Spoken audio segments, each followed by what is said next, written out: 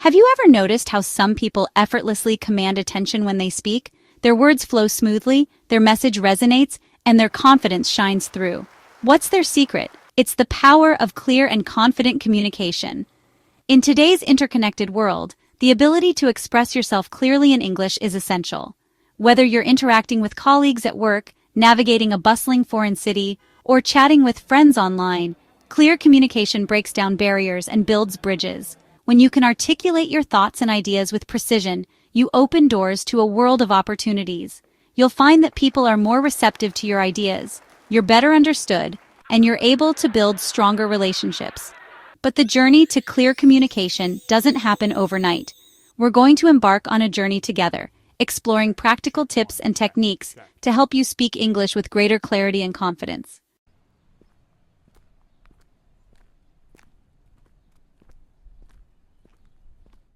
Imagine yourself walking into a job interview, feeling confident and prepared to articulate your skills and experience flawlessly. Or picture yourself effortlessly navigating a conversation with new international friends, sharing stories and laughter. These are just a few examples of the countless opportunities that become available to you when you can speak English clearly and confidently. In the professional world, strong communication skills are highly sought after by employers. They can be the deciding factor in landing your dream job, earning a promotion, or closing a crucial deal. When you can effectively communicate your ideas, you become a valuable asset to any team or organization. Beyond the workplace, clear communication enhances your personal life as well. So how do we unlock these incredible opportunities? The answer lies in consistent practice and a focus on the fundamentals of spoken English. 2.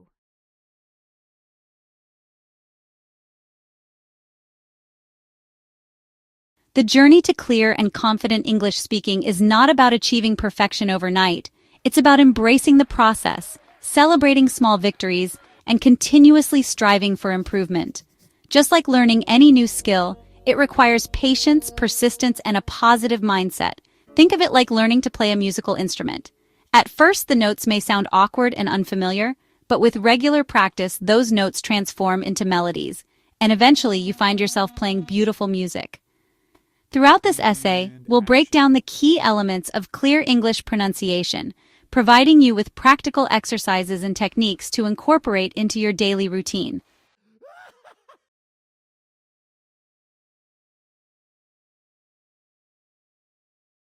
Before we dive into the nuances of pronunciation and intonation, let's take a moment to appreciate the incredible instrument we use to communicate our voice.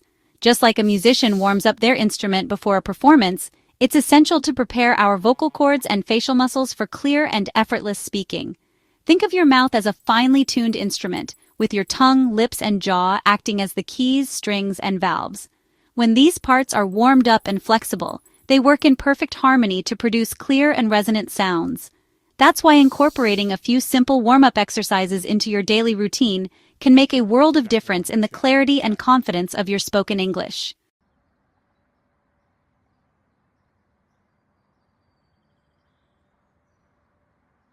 You might be thinking, warm-ups are for athletes, not English speakers.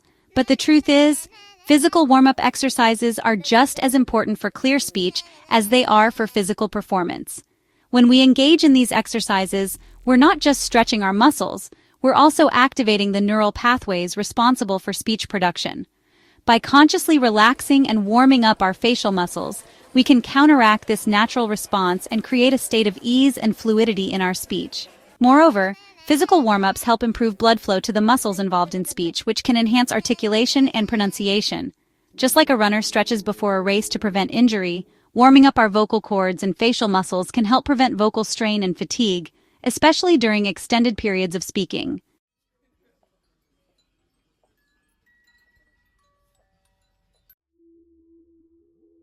Now that we understand the why behind vocal warm-ups, let's explore some practical exercises you can incorporate into your daily routine.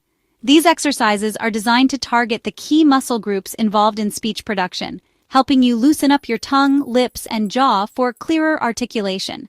One effective exercise is tongue twisters. Remember those tongue-tangling phrases we used to recite as children? Turns out, they're not just for fun. Tongue twisters are a fantastic way to improve pronunciation and articulation by challenging your tongue to move quickly and precisely. Another helpful exercise is lip trills and buzzing.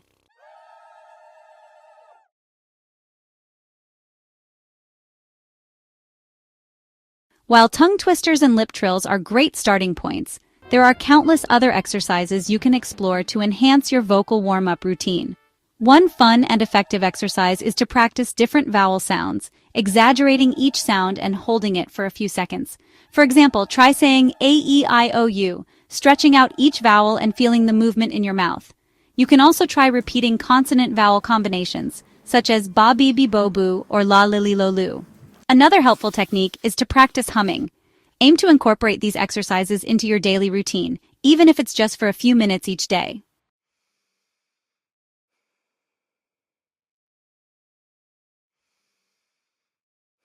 Now that we've warmed up our vocal cords and facial muscles, let's delve into the heart of clear English pronunciation. Every spoken language is built upon a foundation of distinct sounds, and English is no exception. These sounds are called phonemes, and they are the smallest units of sound that can alter the meaning of a word. Think of phonemes as the individual bricks that make up a word. Just as a misplaced brick can affect the stability of a building, mispronouncing a phoneme can change the meaning of a word or make it difficult for others to understand. Therefore, mastering the correct pronunciation of English phonemes is crucial for clear and effective communication.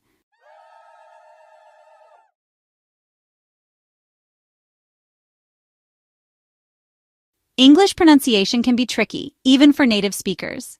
The language is notorious for its irregular spellings and silent letters, which can lead to confusion and mispronunciations. However, by identifying and practicing some of the most common pronunciation stumbles, we can significantly improve our clarity and fluency. One common challenge for English learners is the difference between vowel sounds.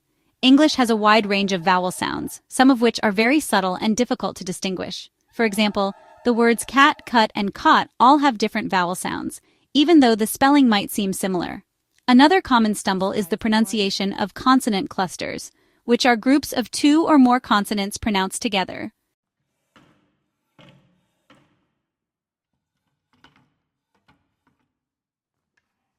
One phoneme that often trips up English learners is the elusive schwa sound. Denoted by the symbol, like in the International Phonetic Alphabet, the schwa is a neutral vowel sound that occurs in many unstressed syllables. Think of the word about.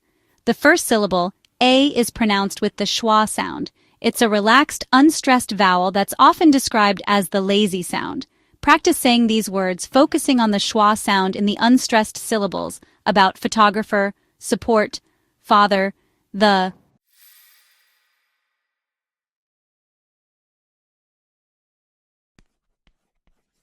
Section 4. Word stress, where the emphasis lies. In English, we don't pronounce every syllable in a word with the same emphasis. Instead, we stress certain syllables more than others, creating a natural rhythm and flow to our speech. This is called word stress, and it's an essential aspect of clear English pronunciation. Incorrect word stress can change the meaning of a word or make it sound unnatural. For example, the word present has two different meanings depending on which syllable is stressed. If we stress the first syllable, present, it refers to a gift. However, if we stress the second syllable, present, it becomes a verb meaning to give.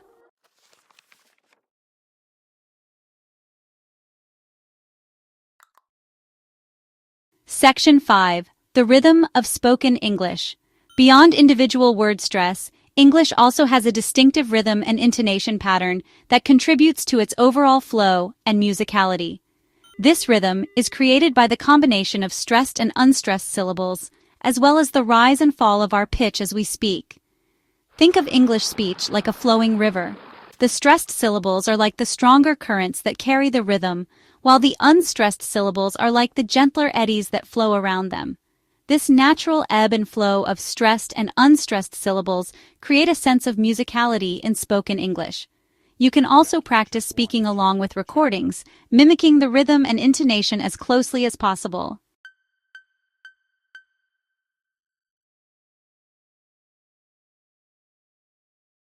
Section 1. The music of language. Have you ever noticed how a simple sentence can convey a multitude of meanings just by changing the way it's spoken? That's the power of stress and intonation. These often overlooked elements of spoken English are like the music that brings our words to life. Just as a melody can be happy, sad, or exciting, so too can our intonation color our words with emotion and emphasis. Imagine someone saying, "It's a beautiful day." Now picture them saying it again, but this time they emphasize the word beautiful, stretching it out slightly and raising their pitch. "It's a beautiful day." The first sentence conveys a simple observation, while the second expresses a sense of awe and appreciation. The difference lies in the stress and intonation. Mastering stress and intonation is like unlocking a secret code to fluent English.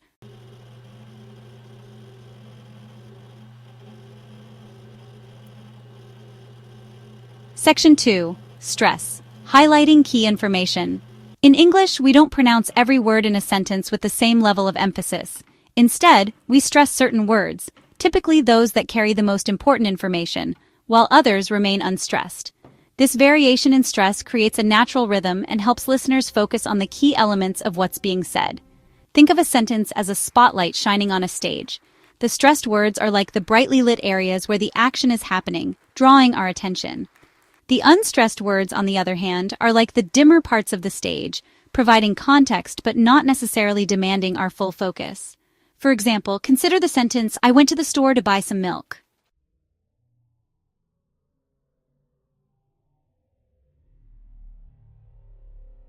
Section 3. Intonation, riding the waves of speech.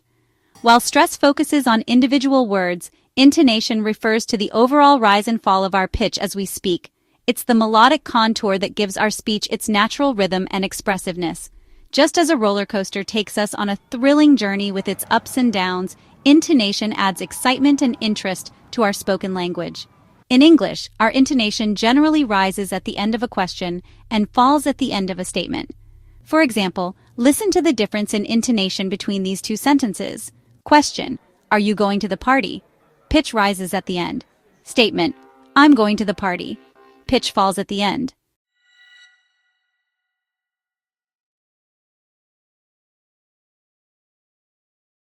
Section 4. Emphasis and emotion, adding color to your words. Stress and intonation work together to add emphasis and emotion to our spoken words, transforming them from flat, monotone utterances into dynamic and engaging expressions. By strategically stressing certain words and using varied intonation patterns, we can inject our speech with personality, humor, and even a touch of drama. For example, imagine a friend telling you about their amazing vacation. If they speak in a flat, monotone voice without any variation in stress or intonation, their story might seem dull and uninteresting, no matter how exciting the actual experiences were. Check one, check.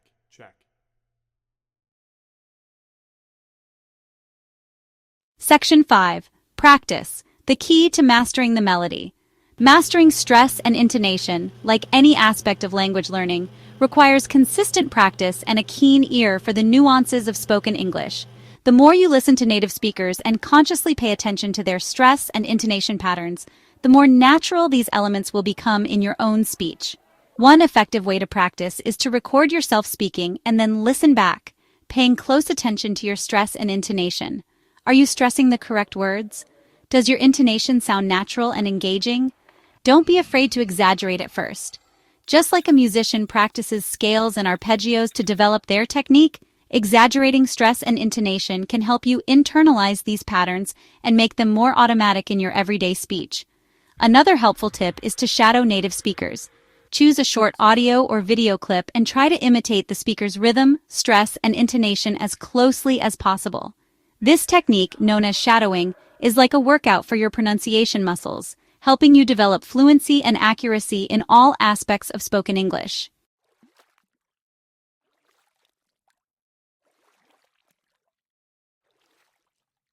Section 1. Bridging the gap from theory to practice. We've explored the building blocks of clear English pronunciation, delved into the nuances of stress and intonation, and now it's time to put all that knowledge into action. Just like a musician who spends hours practicing scales and techniques before performing a concerto, we need to bridge the gap between theory and practice to truly master spoken English. Imagine learning to swim by reading a book about it. You could memorize every stroke, every breathing technique, but until you jump into the water and start swimming, it's all just theoretical knowledge. The same principle applies to language learning. We can study grammar rules, memorize vocabulary lists, and even master pronunciation in isolation. But the true test comes when we engage in real-life conversations. Conversation practice is where the magic happens. It's where we take all the individual elements we've been working on: pronunciation, stress, intonation, vocabulary, grammar, and weave them together into a tapestry of fluent and expressive communication.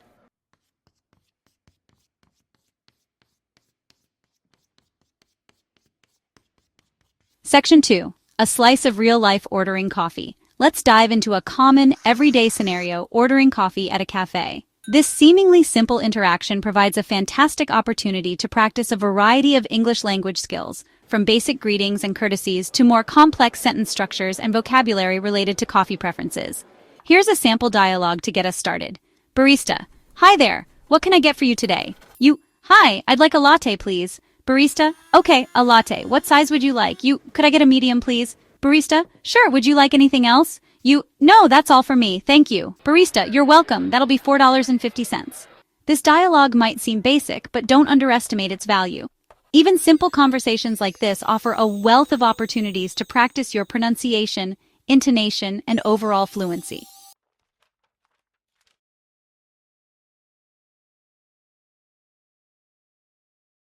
Section 3. Breaking down the dialogue. Let's break down the coffee shop dialogue and identify some key pronunciation and intonation points to focus on. Barista: Hi there, what can I get for you today? Notice the friendly, welcoming tone. The barista's intonation rises slightly at the end of the question, inviting a response. Pay attention to the pronunciation of get for you. The words flow together smoothly, with the T sound in get becoming almost silent. Hi, I'd like a latte, please. Practice the intonation of a polite request. Your voice should rise slightly at the end of latte and please. Focus on the L sound at the beginning of latte. Make sure it's clear and distinct. Barista: Okay, a latte. What size would you like? Notice the slight pause after latte. This gives you a moment to process the information and formulate your response. Pay attention to the way the barista stresses the word size. This emphasizes the key information being requested. Could I get a medium, please? Practice using a polite conditional phrase like, could I get? It softens the request and sounds more polite than simply saying, I want a medium. By breaking down the dialogue and focusing on these specific elements, you can transform a simple coffee order into a valuable practice session.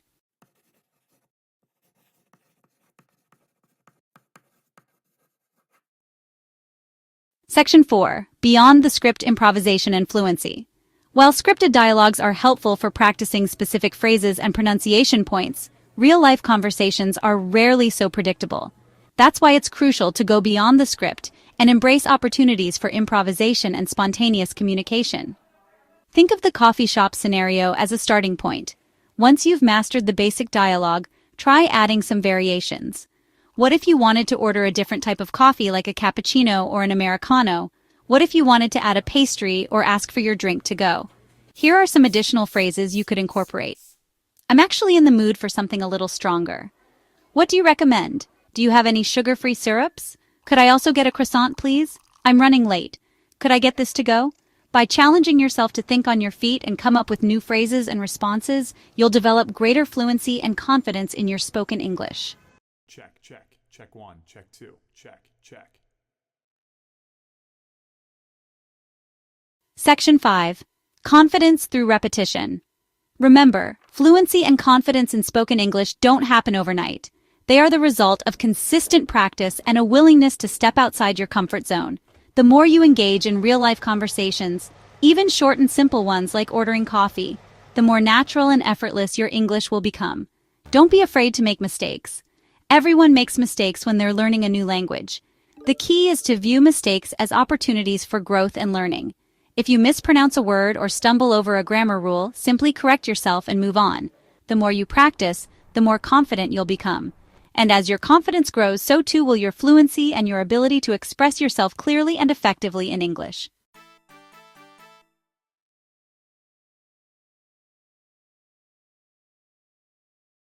Section 1. The rewards of persistence. As we've explored throughout this essay, the journey to speaking English clearly and confidently is an ongoing process. a tapestry woven from dedication, practice, and a genuine passion for mastering this global language. It's not about achieving perfection overnight, but rather about embracing the small victories along the way, those moments when a challenging sound rolls off your tongue with newfound ease or a spontaneous conversation flows effortlessly. Remember that feeling of accomplishment when you first learned to ride a bike or play a musical instrument? The initial wobbles and fumbled notes eventually gave way to a sense of exhilaration and freedom as you gained mastery over the skill. The same sense of accomplishment awaits you on your English-speaking journey. Each time you step outside your comfort zone to practice your pronunciation, engage in a conversation, or simply immerse yourself in the sounds of English, you're laying another brick in the foundation of your language skills. And just like a well-built foundation supports a strong and resilient structure, a solid foundation in spoken English will empower you to communicate effectively in countless personal and professional settings.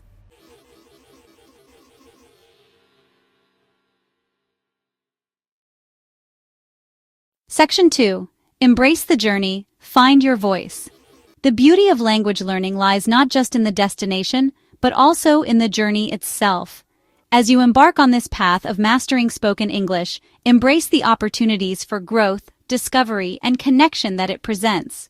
Don't be afraid to make mistakes, to experiment with new sounds and expressions, and to find your own unique voice within the tapestry of English. Remember that language is a living, breathing entity, constantly evolving and adapting. There's no one right way to speak English, just as there's no one right way to paint a picture or compose a song. The key is to find your own authentic voice within the language, a voice that reflects your personality, your experiences, and your unique perspective on the world.